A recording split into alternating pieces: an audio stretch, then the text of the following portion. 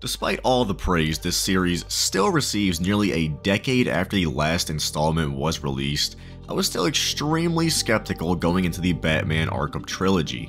I've glanced over these games so many times on Steam, regardless of the fact that the whole series regularly goes on sale for less than $10, simply because the store pages just never really piqued my interest. But after playing through all 3 titles in roughly 2 weeks, Arkham Knight has quickly become one of my favorite open world games of all time. So hop in the Batmobile and buckle up as I take you on a wild journey through the city of Gotham in Batman Arkham Knight. Before we start, I just want to clarify that there won't be any spoilers at all for any of the games. In Arkham Knight, you are tasked with stopping Scarecrow as he attempts to take over Gotham City using his fear gas. You'll meet some familiar faces like Penguin, Two-Face, and Poison Ivy, as well as a new main villain, the Arkham Knight.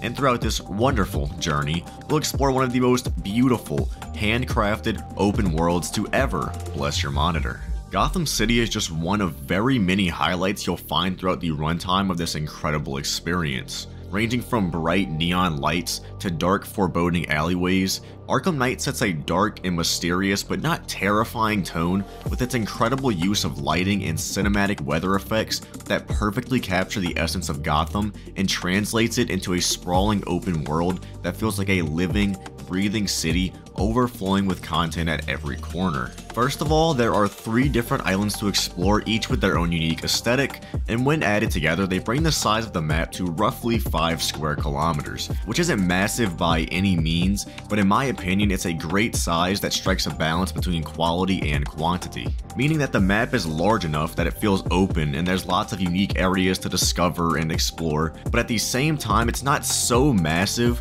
that there's several miles of traversal between every objective like in Breath of the Wild or Elden Ring. You can tell that it's a very meticulously crafted world with a huge focus on content density and quality rather than sheer size and quantity, and the game benefits greatly because of that. I also really appreciate that transitions feel super seamless. From what I can remember, there were 0 fade to black loading screens when opening doors or transitioning between the open world and buildings. This is such a small detail that so many open world games seem to miss, which makes sense because sometimes it can be a huge hit to performance, but when it's there, it's very noticeable and it's just a tiny little bit of convenience that not only makes the game infinitely more enjoyable to play, but it also greatly increases immersion because it gives you the illusion that the game is one continuous story from start to finish. When it comes to traversal, you have 2 options, either the Batmobile or the Parkour system. Batmobile first, and I freaking love this thing. It's easily one of my favorite parts of the game because it's such an iconic vehicle that really helps sell the fantasy of saving Gotham as Batman. First of all, it feels amazing to drive as it's super fast and handles extremely well. I will say that it does feel super arcadey to drive though, but I certainly don't mind because at the end of the day, the game isn't a racing sim, so who really cares? It also has a combat mode which does slow the Batmobile down, but it also allows for strafing and it can be used to take out drones and thugs alike. Also, something I noticed thanks to the Batmobile is that this game has a surprising amount of destruction for a game that doesn't market destruction as a selling point. Seriously, I came into this game with literally 0 expectation of the environment being destructible because why would I even think otherwise? So you can only imagine my surprise when I found out that you can destroy barricades, light poles, cement walls, and even bridge legs with your Batmobile. The Batmobile also comes with 13 unique skins you can choose between. As for parkour, it feels super smooth, fast-paced, and responsive.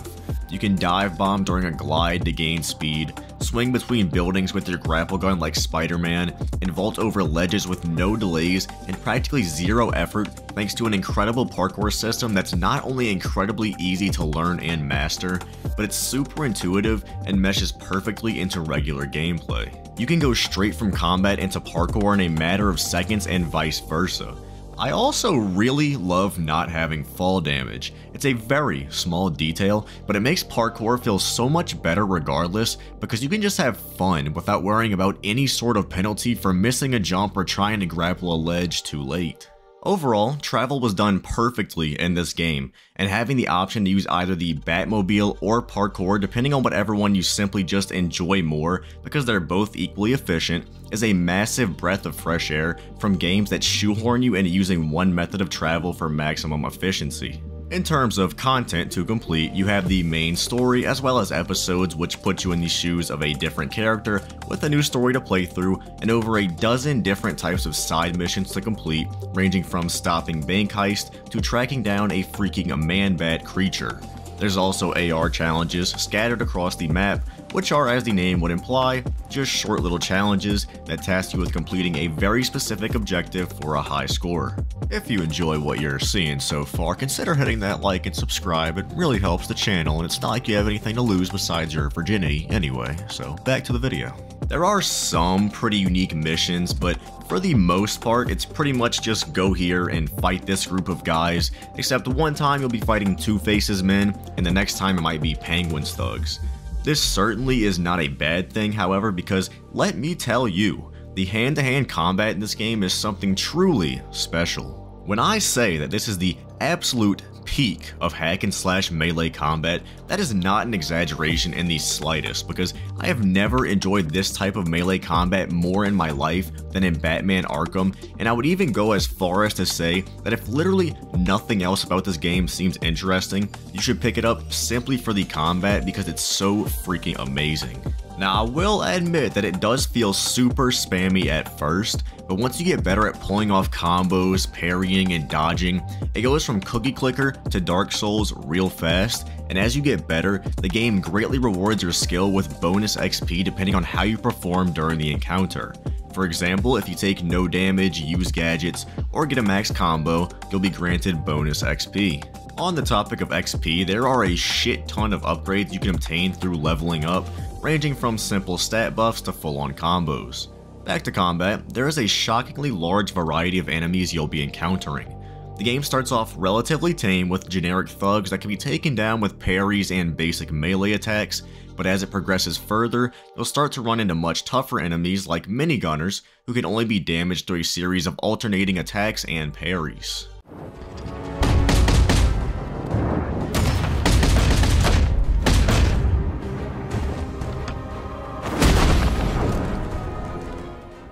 There's also thugs with stun batons who will shock you if you attempt to engage them from the front. In order to hurt them, you first have to either stun them with the electrical charge gun or jump behind them and attack. There's even more enemies like knife thugs, brutes, and shield thugs who all have their own unique weaknesses.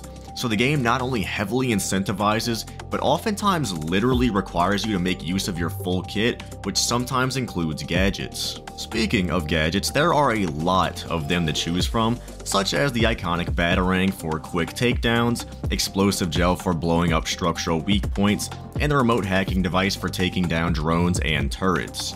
I really appreciate that the game gives you so many of these to choose from, each with their own unique applications both in combat and during puzzles. It's a nice change of pace to have equipment with an actual usage throughout the entire runtime, rather than practically useless items that are only good for one niche application. There's also some amazing stealth sections in this game that really challenge you to think and strategize the most efficient way to approach the situation, because enemies react very realistically when it comes to visual and sound cues. For example, if they see one of their friends knocked out on the ground, or they hear you taking somebody out, they'll call for backup and start surveying the area, including vantage points and grates. Overall, the combat is by far the highlight of this game in my opinion. There's a rather large selection of unique, high-quality combat animations for every parry, punch, takedown, and dodge, accompanied by a super punchy, powerful sensation every time your fists connect with another man's flesh that make you feel like a human shotgun.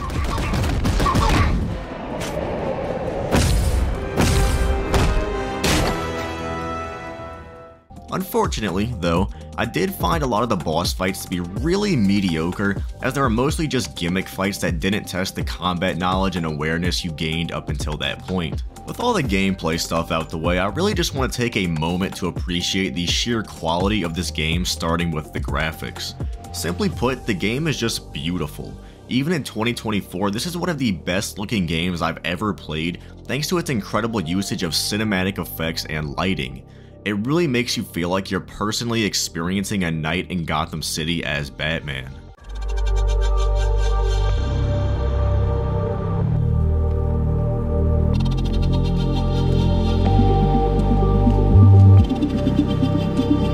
Also really want to highlight a small little detail I absolutely love, which is that the Batsuit will get progressively more damaged as you continue to progress the story.